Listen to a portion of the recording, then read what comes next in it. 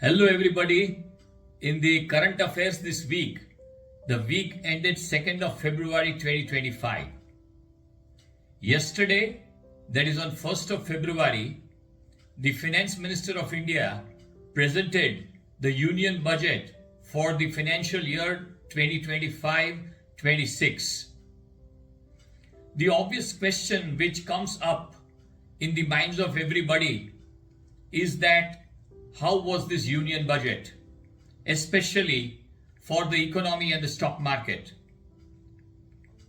When we want to appreciate any union budget, we should first look at the state of the economy in perspective of which this budget was presented.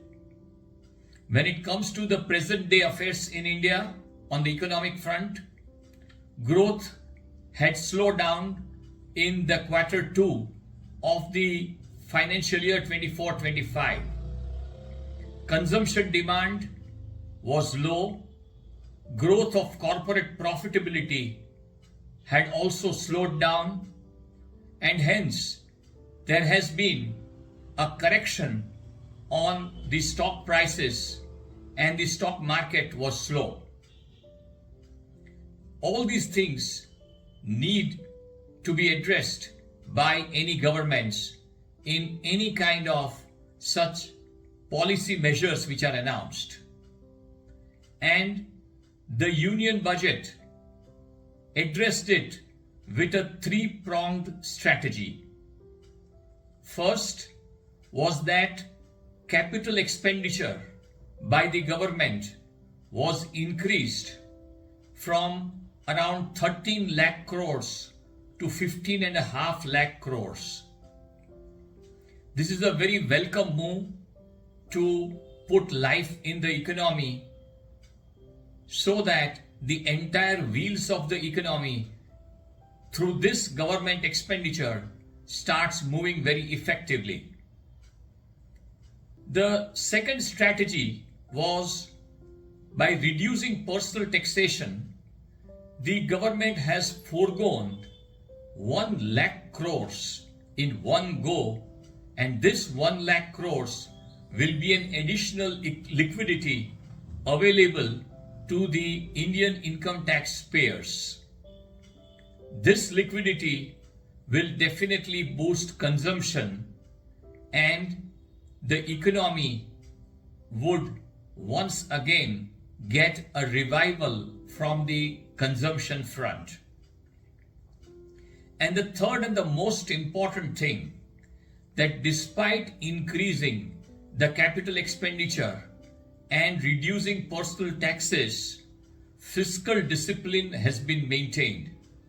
The fiscal deficit for the year 24-25 was estimated, or rather is estimated, at 4.8% of GDP, while as for the year 25-26 for which the budget has been presented, the fiscal deficit is estimated at a controlled 4.4%.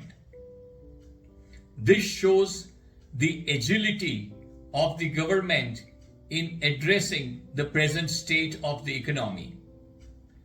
And these measures and this strategy definitely needs appreciation from one and all. The Indian stock markets this week, Nifty 50 was up by 1.75%. The Nifty mid cap and Nifty small cap were by and large unchanged. The FIIs continued to be sellers like every other week to the extent of around 20,000 crores, and DIIs balanced it out with an equal amount. The two sectors which were outliers this week, which went up substantially, was Nifty Realty, which was up by more than 11%, and Nifty Auto, which was up by more than 5%.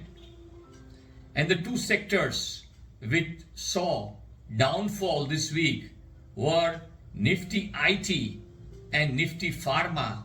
They were marginally down by 1.5% and 2.5%. This sectoral up and down is more of a mean reversion on the basis of what has happened in the last few weeks.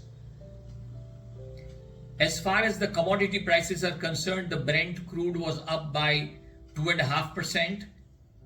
Gold and silver appreciated respectively by 3.5% and 2.5%. Gold in India today is ruling at all-time high.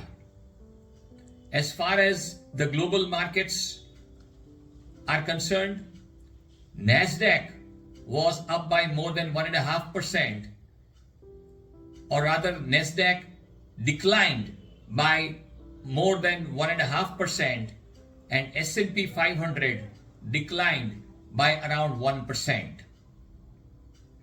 One of the most important news which has cropped up in last few hours was that whatever the US President Trump was talking about since last few months, he has now put it into action. He has levied tariffs to the extent of 25% against all goods imported from Canada and Mexico, and a tariff of 10% against the goods imported from China. Canada has immediately retaliated by imposing tariff of 25% on the goods which it would import from the US. Mexico and China are yet to respond in a retaliatory manner. But one thing is very sure, that this kind of moves would lead to a major trade war between nations and important economies of the world. Definitely, it would lead to a lot of activity which are not unheard of on the global trade front and the global markets. That is all for this week. Thank you.